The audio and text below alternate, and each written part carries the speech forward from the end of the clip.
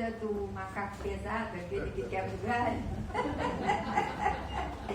pedindo a paciência e a benevolência de todos, porque nós vamos apresentar aqui um estudo que já apresentamos na quarta-feira, a última que aqui a gente fez, tá bom? Mas antes de passar o estudo, parece que o Franklin também não está, mas eu trouxe uma música para que nós possamos acompanhar. É uma música muito simples, uma música popular, né? Uma cantora simples, eu acho que desconhecida da maioria de nós, eu também não a conhecia, um violonista, né, também desconhecido, num programa que tem um nicho de assistência, né? E então eu achei muito bonito trazer aqui para nós uma coisa simples, como simples há de ser a nossa conversa de hoje, tá bom? Então eu vou tomar que passe, né?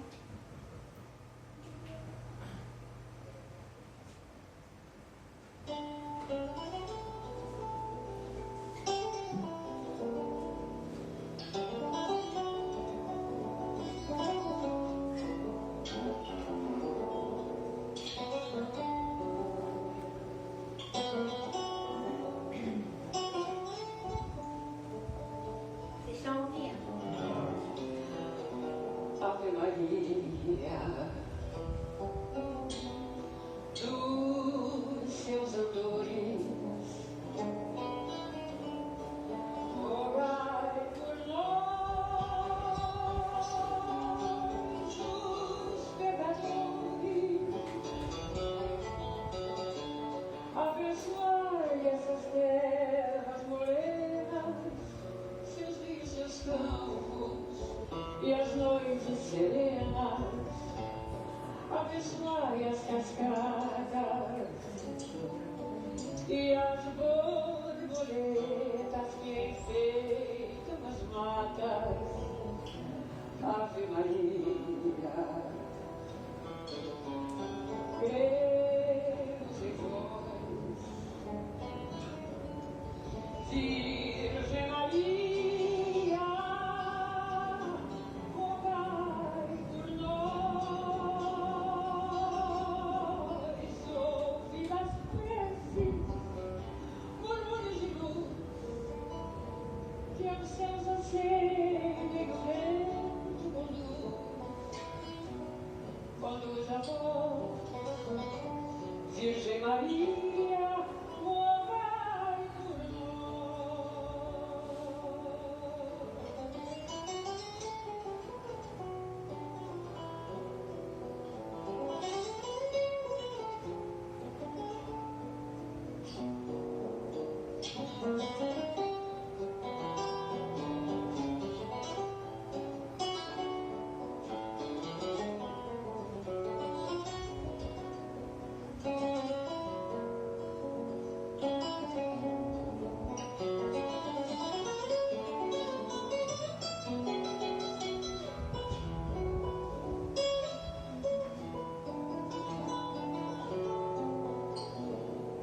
Ave Maria, cremos em vós, Virgem Maria, rogai por nós, ouvi as preces, murmúrios de luz, que aos céus acendem o vento conduz a voz, Virgem Maria, rogai por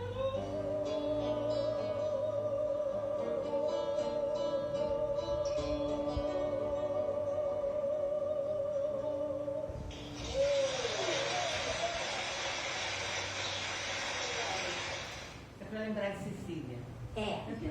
Aí quem tá com saudade de Cecília é muito parecida, né? E então, com essa música, a gente começa a nossa conversa de hoje, que não vai versar sobre Maria, vai versar sobre o Natal, E quando a gente fala em Natal, a gente leva ao pensamento a nossa Mãe Maria Santíssima. Evidentemente não precisamos dizer ao nosso amado Mestre Jesus, porque é o dia dele, e a todas aquelas personagens, as personalidades que fazem parte, né, os apóstolos e tudo mais, entre eles o nosso querido Inácio de Antioquia. Mas o nosso foco de hoje não se trata de nenhum deles. Trata-se da simplicidade, trata-se da renúncia, trata-se do silêncio de Deus, com o qual essa personagem passou na vida. E nós vamos falar de José da Galileia, o pai de Jesus, né? E José da Galileia, ele, no livro Levantar e Seguir, capítulo 9, intitulado José da Galileia, esse livro é de Emmanuel e Chico. Muito pouca coisa se tem no Evangelho a respeito de José, não é? Tanto é que a gente supõe que ele tenha desencarnado durante até a adolescência, um pouco mais da adolescência do Senhor Jesus. Fato é que ele não estava nas bodas de Caná quando o Senhor Jesus esteve com os outros irmãos e Maria Santíssima, na verdade. E então, Emmanuel nos diz o seguinte a respeito de José. José da Galileia foi um homem tão profundamente espiritual que seu vulto sublime escapa às análises limitadas de quem não pode prescindir do material humano para um serviço de definições. Emmanuel está então nos dizendo que nós não temos a condição espiritual, a visão espiritual da altura desse espírito José da Galileia. E ele vai mais além e lança essa questão: já pensaste no cristianismo sem ele? Então a gente começa a falar na história do Senhor Jesus, né? Quando o Senhor Jesus foi concebido, aquele negócio todo, e vamos passando batido. E aí José pega Maria, leva para Belém, de Belém vem para Nazaré, isso e aquilo. E a gente vai falando, José sempre en passant. Não há palavra de José no Evangelho, não é? Tem palavras de Maria, tem palavras de todos, menos de José.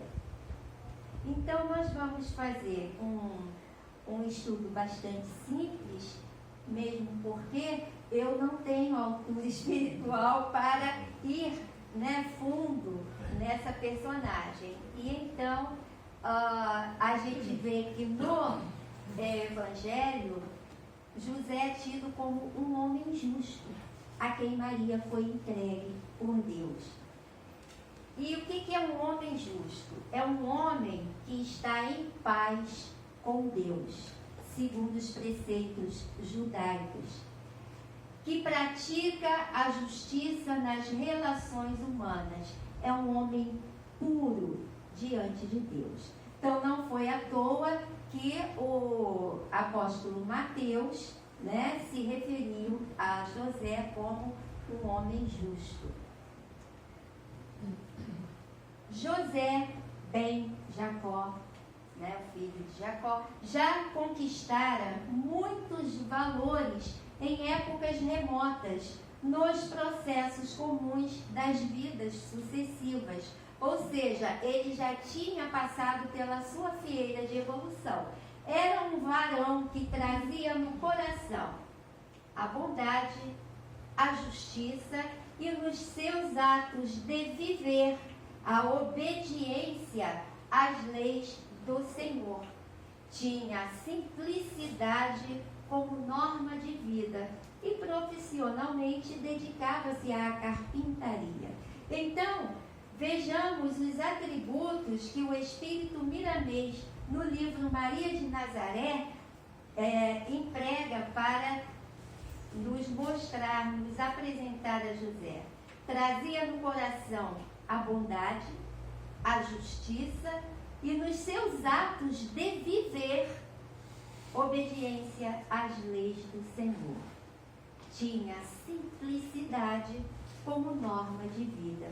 Aí eu me pergunto, em qual deles nós nos encaixamos, na verdade? Por isso é que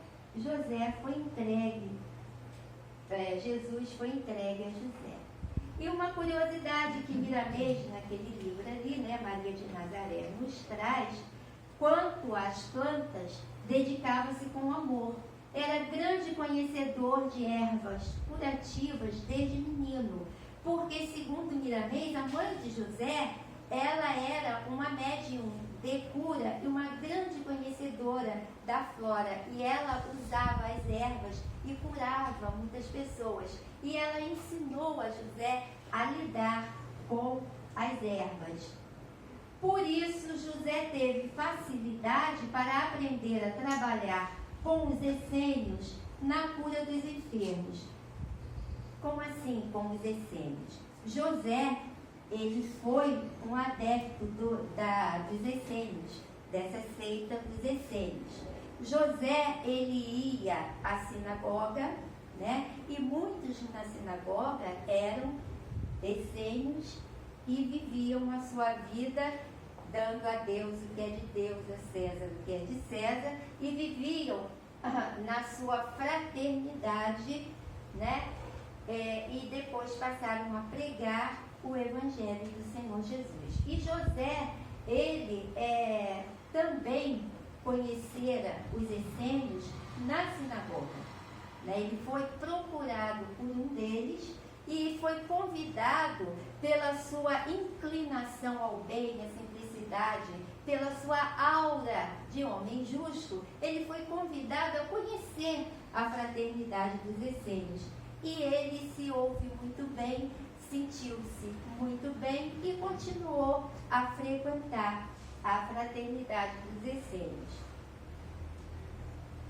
José era reconhecido pelos sacerdotes do templo em Jerusalém como um homem bom, cumpridor de seus deveres espirituais. Todos gostavam daquele homem justo, simples e trabalhador. Ele era reconhecido, inclusive, nas sinagogas, né? E então, a gente vai começar a ver a grande prova que esse espírito enfrentou aqui na Terra. Que eu acredito que muitos de nós, ou a maioria de nós, né, Yara, iria sucumbir a isso, né? Vamos falar então primeiro desse capítulo aqui do livro Maria de Nazaré. O capítulo intitula-se Em Preparo Espiritual. O que acontecia? Maria, ela foi retirada de seu lar para ser uma virgem do Sinédrio, lá, para cuidar lá do templo, aqueles negócios todos. Existia uma escola, tá, de virgens lá. E Maria foi retirada de sua família porque, quem quiser, vai ler o livro, e quem não leu, não perca essa oportunidade, tá? Maria, ela foi levada para ser observada pelos fariseus, né, pelos sacerdotes, porque ela já era conhecida desde piquititinha como aquela que daria luz ao Messias, entendeu? E então, Maria, dentro do Sinédrio, ela falava, o anjo Gabriel, falava por ela. E ela começou a falar coisas que começaram a incomodar, como sempre, tirando aqueles sacerdotes da sua da sua vidinha, de não pensar no outro, etc. e tal. E Maria, quando ela tinha a palavra franqueada, ela chamava a atenção. Não é isso que Deus quer dos senhores. Os senhores vieram para cuidar do pobre. Os senhores comem muito bem, enquanto o pobre que traz essa condição de vida dos senhores está nas ruas passando fome. E assim ela ia falando. E aquilo incomodou demais aos sacerdotes, e eles começaram a bolar um plano de que Maria fosse desacreditada como sendo aquela que viria dar a Jesus como a luz do mundo para nós. E então eles diziam assim: puxa, se a mãe fala desse jeito na nossa cara, imagina quando ele chegar, o que ele não vai fazer com a gente? Então eles armaram o ardil, né, contra a missão de Maria. Que ardil foi esse? Eles chegaram à conclusão de que Maria deveria casar-se. Porque aí, como isso são palavras, por isso está entre aspas, tá? Segundo Miramês, dos sacerdotes. Maria deverá casar-se, porque aí, como de uma mulher casada, nascerá o Messias, que haverá de vir ao mundo por uma virgem, segundo a profecia. Que espertinho, não? Então, eles queriam casar Maria para que eles depois dissessem: não, de jeito nenhum. A mãe do Messias há de ser virgem. Olhem as profecias, né? E depois ignoraram tudo que se falou a respeito de Jesus, não é? Porque não convinha. Bom, o homem que escolhemos para ela é dotado de todas as qualidades, sendo a maior a obediência às leis do nosso templo. Então, eles se valeram da vivência de José para que ele pudesse ser o veículo de desacreditar o Jesus como o Messias. Os dois ficaram premiados, ou seja, viverão felizes, belos e sorridentes. E nós, livres de um problema terrível atravessado em nossas gargantas, é o único meio de nos livrarmos dessa candidata à mãe do Messias. E assim eles fizeram. Casaram José com Maria. E como era o casamento àquela época, né? O compromisso. A idade mínima das moças era entre 12 e 15 anos, da puberdade aos 15 anos, né? E dos rapazes, dos 15 aos 18 anos. A decisão desses casamentos partia dos rabinos e dos pais das moças, né? E o compromisso era firmado com um período de 1 ano de noivado antes do casamento. Quem é da minha época sabe do que eu estou falando. Quem é que ficou noivo? Eu fiquei noiva, né? Só que o meu noivado durou mais de 1 ano. Eu cheguei para a Renê e falei assim: ó, tá aqui a aliança. Ou ela passa para outra mão, ou tchau e bênção. E aí a gente casou logo em seguida. Pode deixar que eu vou falar mais nada. Esse período de noivado era como um compromisso muito sério, sabe? Para que ele fosse rompido, era uma ação judicial que se teria de mover, porque estava tudo, é como se fosse um casamento civil, né? Era um compromisso. Então, teria que haver uma ação judicial. A causa mais grave de rompimento desse compromisso seria o adultério. Aí começa o negócio, a saga de José. Não é? Por quê? Porque houve essa passagem no Evangelho. Não estamos aqui para discutir virgindade física de Maria, se Maria era virgem, se Maria não era virgem. Não estou aqui para isso. O livro aborda, tá? Quem quiser leia, concorde ou não, ok? Não é esse o nosso assunto. O nosso assunto é José e as leis da época, ok? Então, nós estamos vendo aqui a anunciação, né? Maria, com seus 15 anos, 14 para 15 anos, foi visitada pelo anjo Gabriel, né? Estando Maria desposada com José, porque já era esposa e esposo no período de noivado, né? Antes de se ajuntarem, antes de terem uma vida como marido e mulher, né? Achou-se Maria ter concebido do Espírito Santo. Aí a coisa ficou esquisita, não é verdade? Ela estava casada com Solange, José. inclusive, a diferença de idade entre eles era muito grande. Há divergências. Há divergências, doutor Astério. Sabe por quê? Porque há uma lei na Bíblia judaica de que um varão idoso não poderia receber uma jovem como esposa. Essa lei era cumprida, porque a esposa seria fatalmente, poderia cair no adultério e poderia haver também a possibilidade de não haver a prole, entendeu? Pensavam longe. Pensavam longe, né? E então, e outra coisa, José, ele tinha pleno vigor físico para o trabalho. José foi, gente, presta atenção, doutor Astério. Se eu falo para o senhor aqui agora, eu sou jovem do jeito que é, doutor Astério, vamos caminhar até sua casa. O senhor vai dizer assim, ah não, meu carro está aí estacionado, né? José foi para Belém.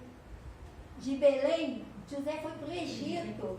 Se ele fosse um homem velho mesmo, ele não teria conseguido completar e com uma mulher e um filho, não é verdade? E assim, tendo que trabalhar pelo meio do caminho para o sustento daqueles dois, não é? E então, há essa divergência. E lá na lei judaica, se não me engano, no livro Levítico, né, que é o livro que tem, só fala das leis morais e de Moisés, tem essa cláusula, tá?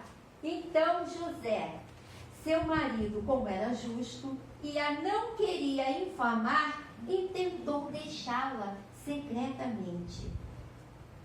Vejam só, então a gente aqui pensa assim, puxa vida, José danadinho, né?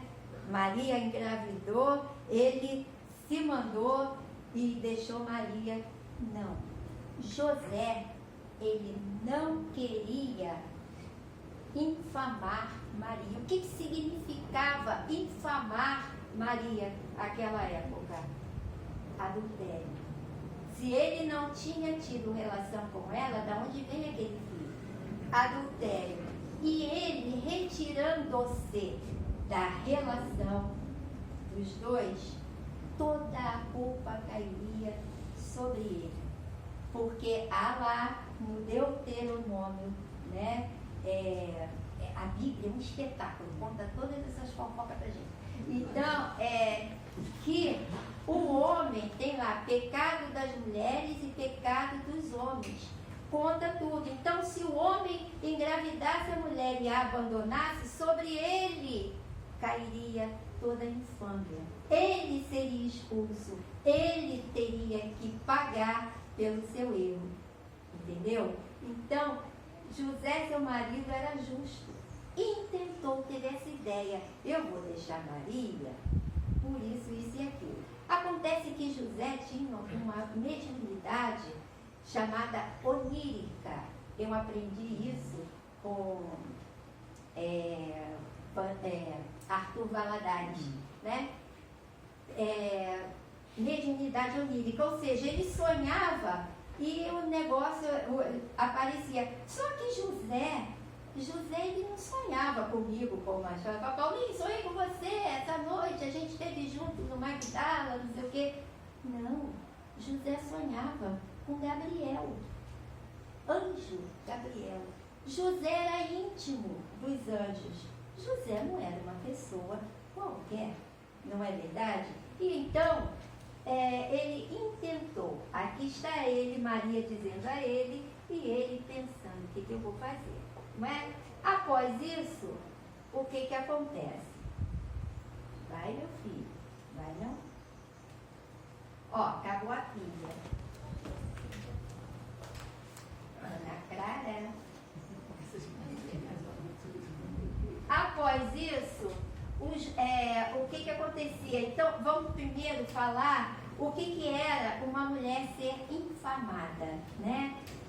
O julgamento por adultério era feito na sinagoga, por flagrante ou ordalho.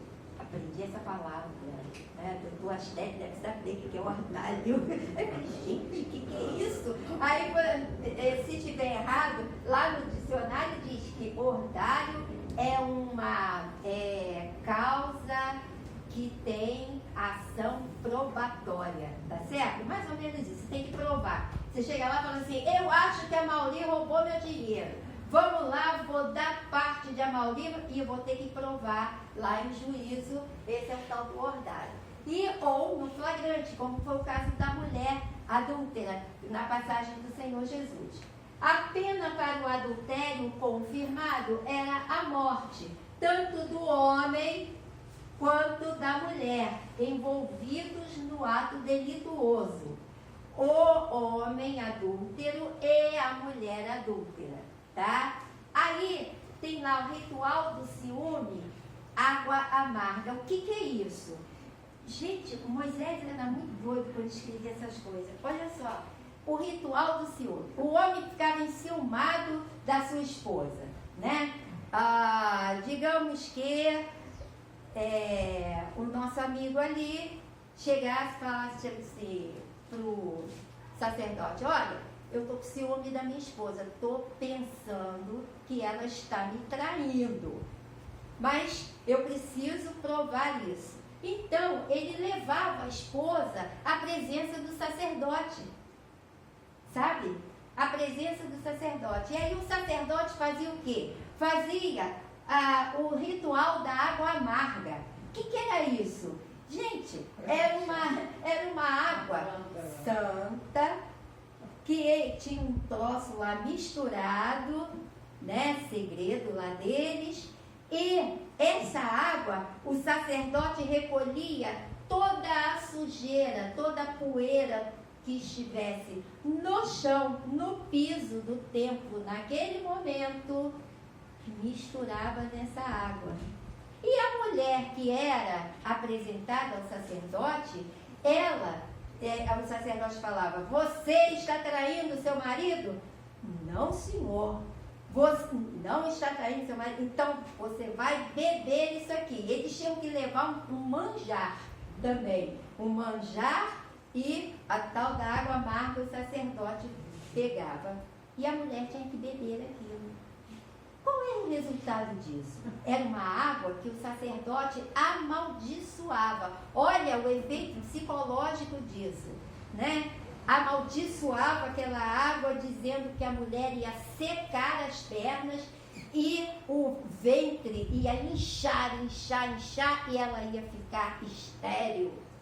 E então, aquilo, passava o tempo, a mulher ou era purificada, se nada disso acontecesse, coisas do judaísmo lá da época de Jesus, não é verdade?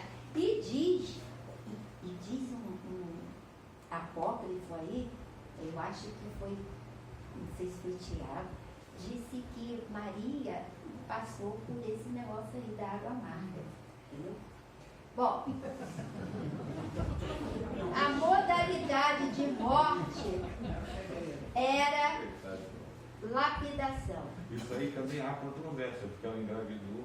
Exatamente, há controvérsia. Então ela estava purificada, né? Olha só. Então vamos ver aqui a lapidação, né? Essas leis todas estão aqui, ó, no Levítico, no livro de Números e no Deuteronômio, tá? Quem quiser, tiver curiosidade, vá à Bíblia e consulte. Aqui está uma imagem, né, de vocês veem aqui, árabes em torno e um buraco no meio. O adúltero ou a adúltera era colocada, ainda é hoje em dia, tá? Colocada nesse buraco que vem até aqui, ó, tá? E aqui eles começam a pegar as pedras, olha o tamanho da pedra, né? E esse é o resultado, até a morte, ok? Inclusive na internet tem filme, tem vídeo recentíssimo de lapidação. É uma coisa horrorosa. Passa aí, Lili, por favor. E José não queria que Maria passasse por isso, não é? E projetando ele isto, eis que em sonho lhe apareceu um anjo do Senhor, tá ali Gabriel, José dormindo, dizendo: José, filho de Davi, não temas receber a Maria, tua mulher, porque o que nela está gerado é do Espírito Santo. Pode passar. E então, e José, despertando do sono, fez como o anjo lhe ordenara e recebeu sua mulher. Pausa dramática. Ele acordou e fez como o anjo lhe ordenara. Né? E não a conheceu, ou seja, não teve relacionamento com ela, até que deu à luz seu filho, o primogênito, e deu-lhe por nome Jesus. Está lá em Mateus, né? Mateus não falou mentiras. Tem em Lucas também, pode ir. E Lucas ouviu diretamente de Maria. E aqui são as citações do nome de José no Evangelho. Mateus, Lucas e João. Aí depois vocês pesquisem lá. Vai ali. Ele é muito pouco citado. Não se tem mais nada a respeito de José. E aí a gente vai lá na questão 571 do Livro dos Espíritos. Só os espíritos elevados desempenham missões? E o Espírito responde: a importância das missões corresponde às capacidades e à elevação do Espírito. Aí eu pergunto, mais uma pausa dramática: algum de nós aqui teria condição de receber Jesus no seio da família? Não, né? Eu falo por mim. Não, vocês eu não sei. A Maria é um santo, talvez. Bom, vamos lá. E então, na questão 582, Kardec pergunta: pode-se considerar como missão a paternidade? É, sem contestação possível, uma verdadeira missão. Se a paternidade aqui entre nós é uma verdadeira missão, imagine a missão de José, ser o pai de Jesus. É ao mesmo tempo grandíssimo dever e que envolve, mais do que pensa o homem, a sua responsabilidade quanto ao futuro. Porque dependendo da formação, do direcionamento que o pai dá àquele filho, o futuro estará definido. O futuro do mundo, não é o futuro só daquela criança, não é? Então a paternidade é muito importante como missão. A missão de Jesus era trazer o Evangelho para a família humana. E a missão de José era formar o alicerce familiar terreno do Cristo. Porque com o Senhor Jesus, se não fosse José, se ele não tivesse um pai e uma mãe, como ele iria falar às comunidades? Ainda mais naquele povo tradicional e numa época remota daquela. Não é verdade? E então, eu trouxe essa ideia aqui de alicerce. A gente está vendo aqui uma cidade onde se destaca aquele edifício. Digamos que esse edifício seja a Boa Nova. Então, José era o alicerce disso. E aqui está a formação do alicerce daquele prédio lá. Hoje em dia, se você chega lá e olha, qualquer prédio que você olha, você vê o alicerce? Não. O alicerce, ele fica sob a construção. Ele fica escondido, ele fica silencioso. E se não for forte, o que acontece? O prédio desmorona. José era esse alicerce, que foi entregue esta missão a ele pelo próprio Cristo. José era um espírito de altíssima estima, né? Vai ler. E qual era o material usado por José nessa edificação do Evangelho?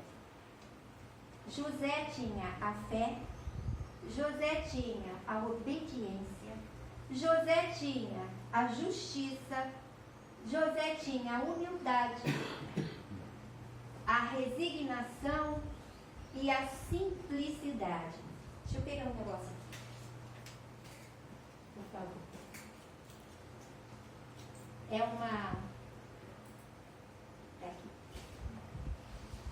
É uma página de Emmanuel, né, é uma resposta do livro O Consolador, que ele fala que abnegação e devotamento são as bases do homem de bem.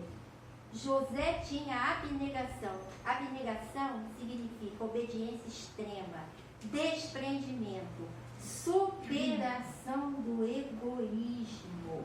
Quantas vezes a gente fala, não vou ter mais de um filho não, porque eu ainda quero curtir a vida. Não vou ter filho agora não. Não sei o quê. Quando não vamos a atos mais, radicais, não é verdade? Não, eu estou nova.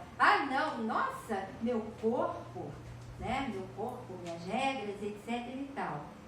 Superação do egoísmo. E devotamento significa sacrifício, voto, promessa solene, né? E aqui eu trouxe algumas passagens da vida de José. Está lá José recebendo o anjo Gabriel na Anunciação. Ele imediatamente pega Maria, vai a pé, bota Maria no burrinho, Maria grávida, e vai para Belém cumprir o édito do César, cumprir a lei do homem, né? E aqui José amparando Maria e recebendo Jesus como seu filho. E depois, quando ele está lá, ele volta para Nazaré, aquele negócio todo, aí vem Herodes, ouviu falar, grande, né?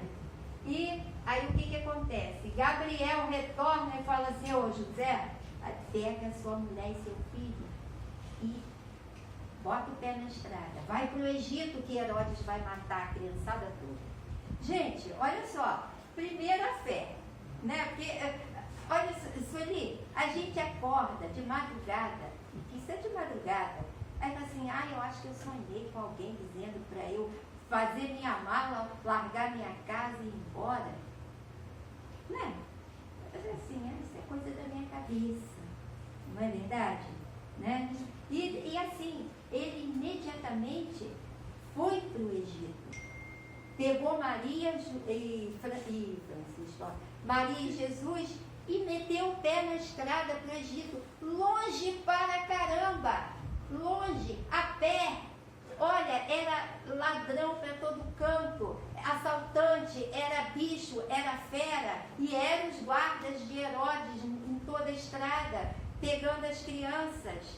E José ali, firme, com Maria, ali, levando para o Egito. Não é para qualquer um, não. A gente não vai... E assim, você estabelecido, né? Paulinho lá com o escritório dele, cheio de clientes, cheio de processos. Paulinho, vá-se embora, larga tudo isso aí e vá-se embora. Aí Paulinho fala assim, eu não, agora que eu estou cheio de cliente, vida de advogado, eu sei como é, que meu filho é, coitadinho. Então, é difícil você largar tudo. A mulher larga tudo também, amigos, parentes, o lar, a oficina de trabalho. José largou mão de tudo e foi, porque ele era abnegado. E ele foi, né? Vamos lá, amigo. Oi?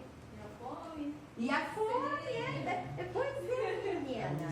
E aqui, oi, quem é? Sou eu. Fala, Essas longas viagens, eles faziam desde o Antigo Testamento, a gente vê Abraão, Isaac, e você vê a idade do pessoal lá, 130, 200 anos, né? O próprio Ismael, que foi o Israel e tal, né? Exatamente, não é fácil. E a gente, qualquer coisa, chama um Uber. Né? Naquela época não tinha Uber, mas também a gente não fazia nada que o anjo falava. Bom, então aqui nós temos algumas passagens, né, imagens. José com Jesus. Olha, eu acho essa aqui do meio a coisa mais fofa. José minando Jesus para Maria descansar, gente. Né? Olha, eu estou vendo muitos pais aqui. Qual pai que não passou por isso? Vamos dar, né? O Sérgio tá assim, ó. Deixa a mamãe descansar. A mamãe trabalhou o dia inteiro. Vem cá com o papai. É um espetáculo isso, né? E aqui José na oficina lá com Jesus, já desde pequenininho, distraindo Jesus, né? Para Maria poder fazer os afazeres da casa. Jesus mais crescidinho, José ensinando a ele sobre qualidade de madeiras, né?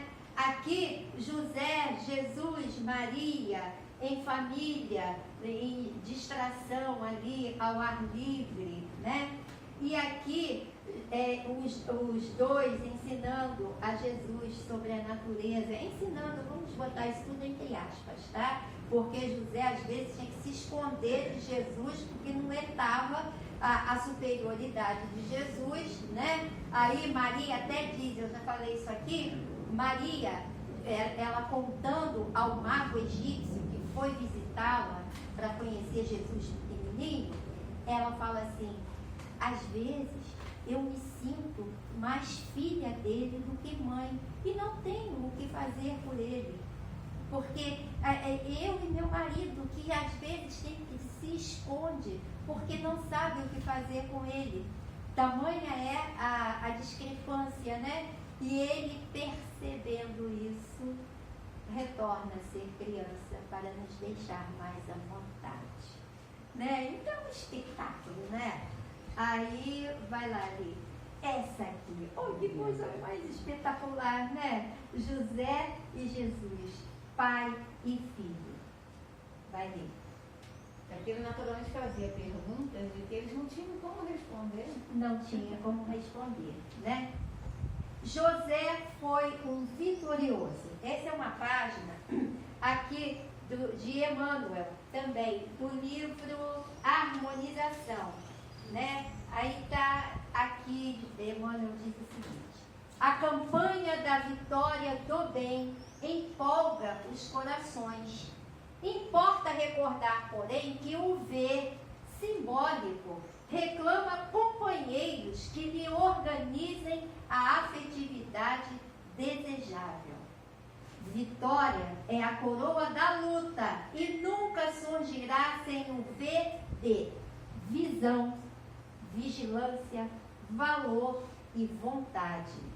A visão relaciona a previdência, a autocrítica, o conhecimento real das situações. A vigilância enfeixa a reflexão, a resistência e a preparação.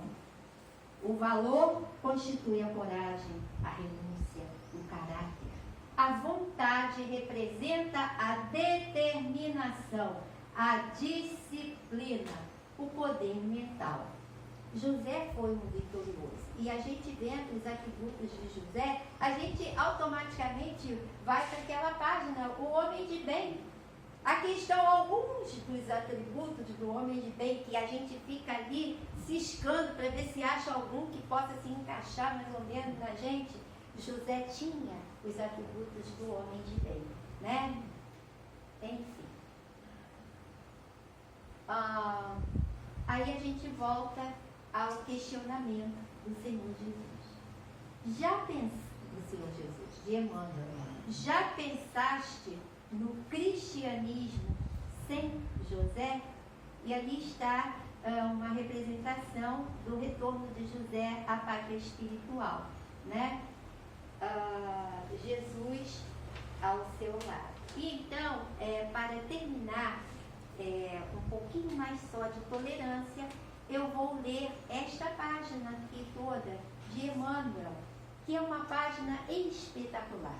Ele fala no livro Harmonização, né? Capítulo 9. O título é José da Galileia. Então é a citação de Mateus, e projetando ele isto, sair da vida de Maria, eis que em sonho lhe apareceu um anjo do Senhor, dizendo: José, filho de Davi, não temas receber a Maria. Mateus capítulo 1, verso 20.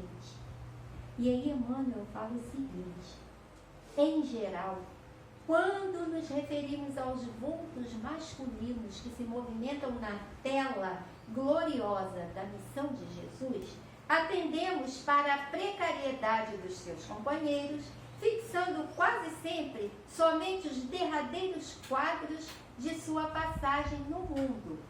É preciso, porém, observar que, a par dos beneficiários ingratos, de ouvintes indiferentes, de perseguidores cruéis e de discípulos vacilantes, houve um homem integral que atendeu a Jesus, hipotecando-lhe o coração sem mácula e a consciência pura.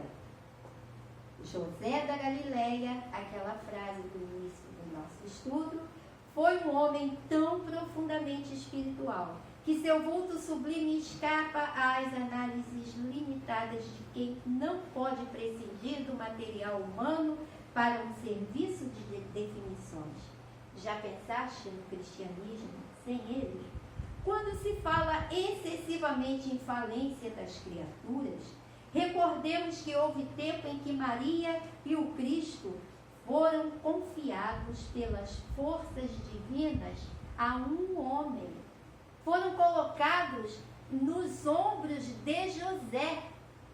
Haja força nesses ombros para levar esta missão adiante, não é? Entretanto, embora honrado pela solicitação de um anjo, nunca se vangloriou de dádiva tão alta. O anjo foi a ele e não saiu. Se fosse a gente, não quero falar nada não, mas Inácio esteve lá em casa. Não é verdade? Nunca se vangloriou, né? De dádiva tão alta.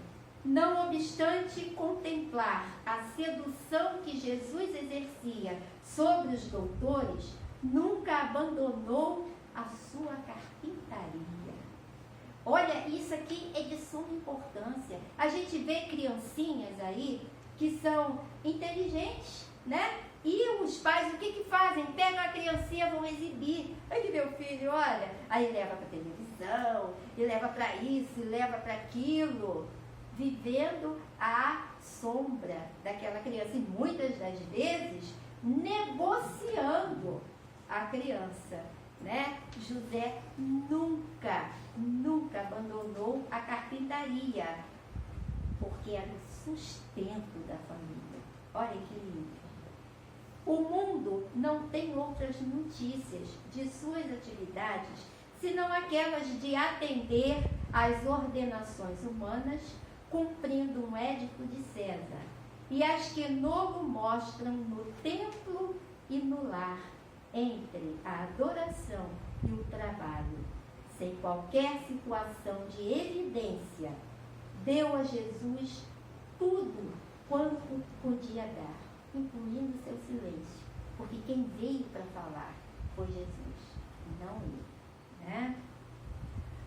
A ele deve o cristianismo à porta da primeira hora, mas José passou no mundo dentro do divino silêncio de Deus.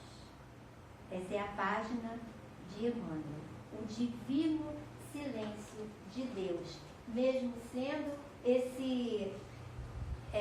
essa base absurda, esse alicerce absurdo que a gente não reconhece, porque não estaríamos aqui. A gente fala, se não fosse Paulo, se não fosse José, não haveria Paulo, não haveria Mateus, não haveria Evangelho, não estaríamos aqui agora, se não fosse o alicerce José para a vida do Senhor Jesus aqui, né?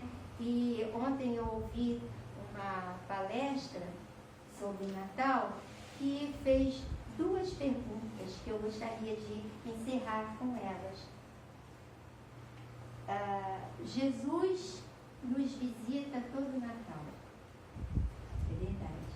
Aí ele bota assim: até quando Jesus será apenas um visitante? Quando será o habitante do nosso lar? Que Jesus possa habitar no nosso centro íntimo. Que a gente possa, em agradecimento a José, levar dentro de nós o seu Filho amado, o Filho de Deus, com todos nós, mas o nosso governador, o nosso mestre maior, Jesus, a luz do mundo, que ele nos ilumina aqui.